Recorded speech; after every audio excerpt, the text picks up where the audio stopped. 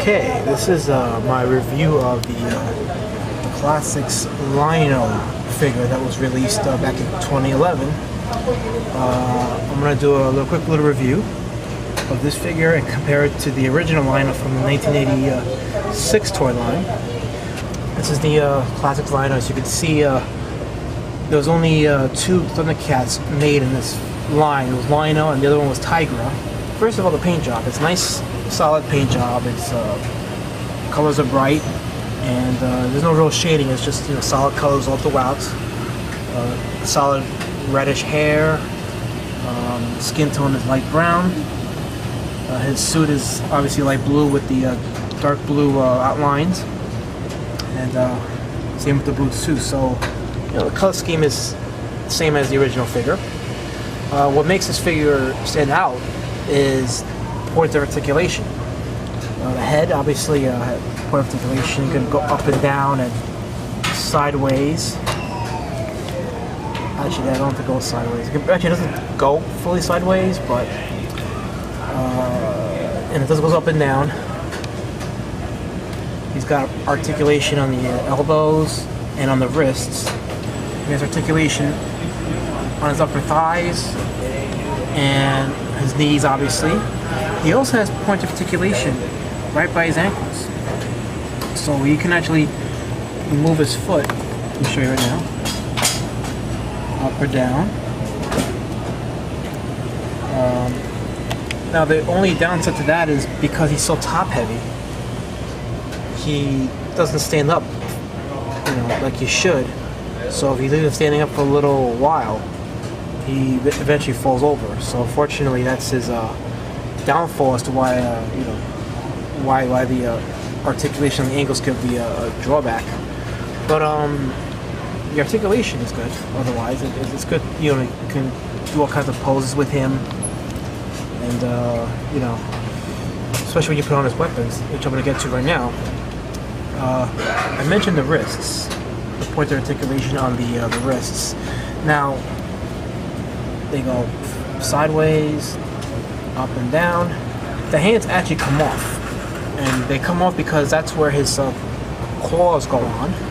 So what you do is you pull them off, and I'm very gentle with these because the ball points are so small that I'm afraid they'll snap off over time, so I don't do it often. Okay? It takes a while to remove it. You got to be very careful, but as you can see, the ball point that holds the hands in. So this hand comes off, and you can substitute that with the trademark gold claws. It goes in the same way. It has a hole in the side, and that connects to the ball point here in the arm. Now, unfortunately, it's a pain to get it on. So you gotta really Now, I just got lucky right now because it went on very easily, but other times it is a little difficult. It's actually more difficult putting the regular hands on than the claws. But he has the claws on. Okay. And the claw looks very nice, nicely detailed, very menacing. And then here's the sword. So you can see nice detail on the handlebar of the sword, like in the cartoons. Obviously the Thundercat insignia. Very nice detail. Very nice and long. Now it's actually slightly difficult to put the sword in to just snap into place, so I just take it and I kind of slide it inside the hole of his fingers and just bring it down. So it makes it easier, more or less. Not much, because I also don't want to chip the paint away either. I don't want to chip off the paint of both the sword and his hands.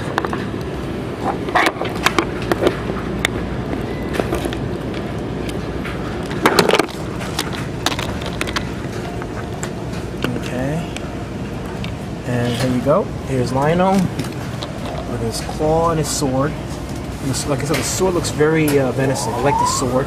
Nice and long. See? So he's got good detail on the sword, on the claws. Nice certain, straightforward and determined look on his face. Here is the original lino. Stand them up side by side. And just pardon the noise, I'm in a laundromat doing this, so. Okay, so here we go.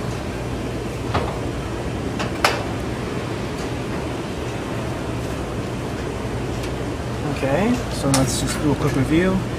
As you can see, the kind of can't really tell because of the lighting here in the laundromat, but this lino is a bit brighter than the Classics lino.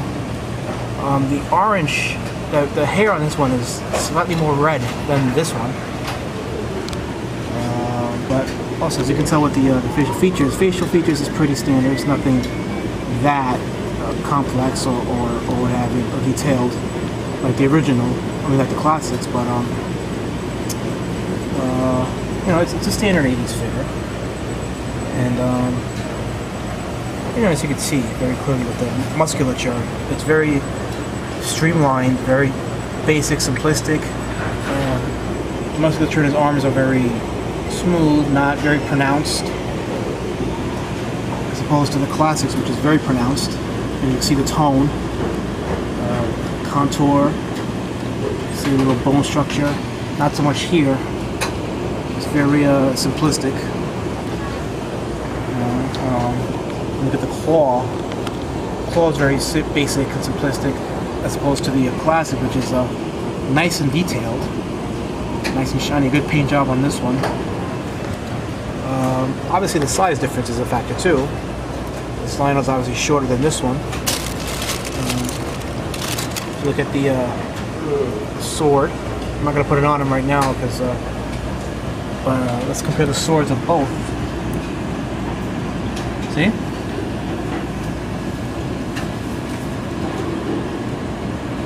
Very detailed in the Classics, and it's just very basic on the original.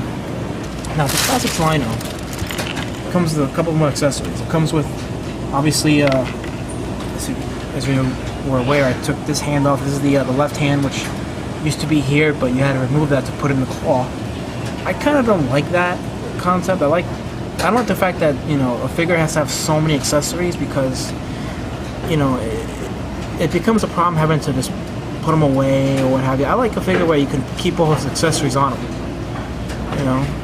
So when you take this hand off and you put the claw on, it's like, you carry the hand with you, or do you put it away? It's like, you know, I don't particularly care for it.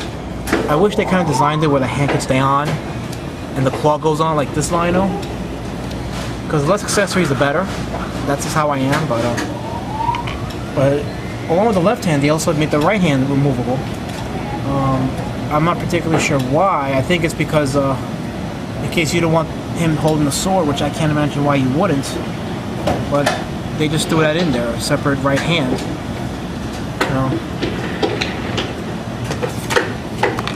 And here it also came with the adornment Sword of Omens, which is a nice touch. Now the figure also came with this piece right here. Let me show you this. This connects.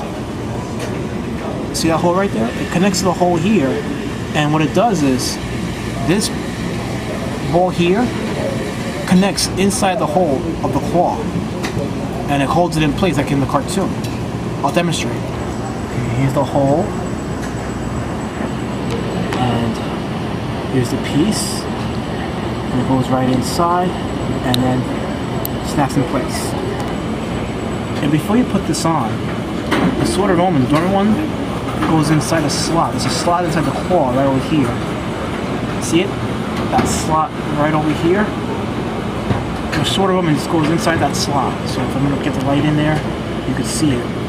See it? Slides in, and boom. So now, like in the cartoon, it goes on him on his side.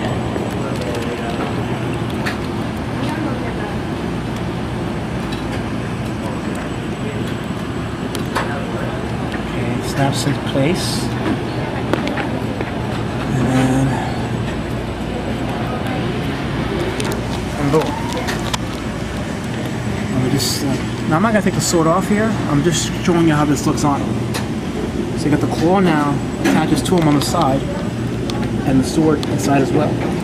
So normally I would take the sword off and just put it in his regular hand.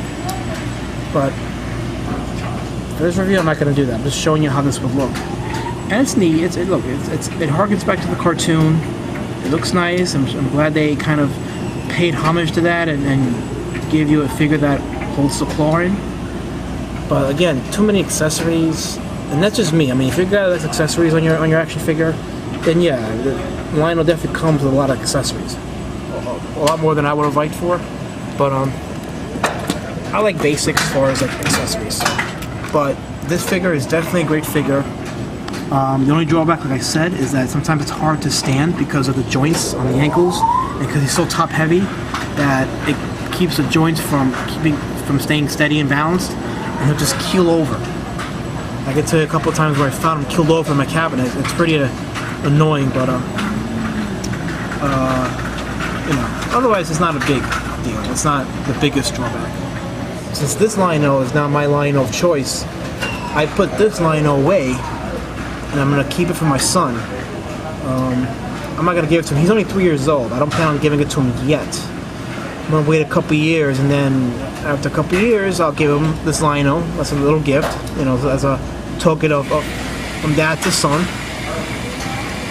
You know, and you know, if he likes the cartoon, then it'll be even better. But I don't know how he's gonna like the cartoon or not. I really can't say for certain. My son loves Transformers. He loves, you know, the Hanna-Barbera Godzilla cartoon. He likes quite a few vintage stuff, but Thundercats I haven't gotten him into yet. But I don't know. What do you think? You think I should give him to him now, or should I wait till he's 4 or 5? Leave me a comment on that. One of the reasons why I'm doing these toy reviews is because, again, as I update some of my collection, I'm passing on some of my old stuff to my son. So this is actually one of the first of many toy reviews I want to do, and you know, showcase my new stuff, and then talk about the comparison with the old stuff, and the fact that I want to give the old stuff to my son and keep it as a keepsake for him, and you know, pass it on down to him. That's pretty much what I want to do. But oh, one more thing regarding the Lionel figures. What's interesting is that, and I don't have it on me, but the old Lionel figure, when you compare him to the Masters of the Universe toys that came out, was obviously taller. I'd say the Masters of the Universe figures came like up to here to him. And the Classics Lionel, same thing with the Classics Masters of the Universe. The Classics He-Man comes up to here, to his neck, about. And he's obviously taller, so I don't know if they did that intentionally or what have you, but it would have been nice if the Classics Lionel was on scale with the Masters of the Universe toy. Would have been nice. But otherwise, it's a good figure, a very good figure, and nice homage to a classic character, and I will be doing more videos, so enjoy the comparison, enjoy the old and new, and I will talk to you guys next time. Take care.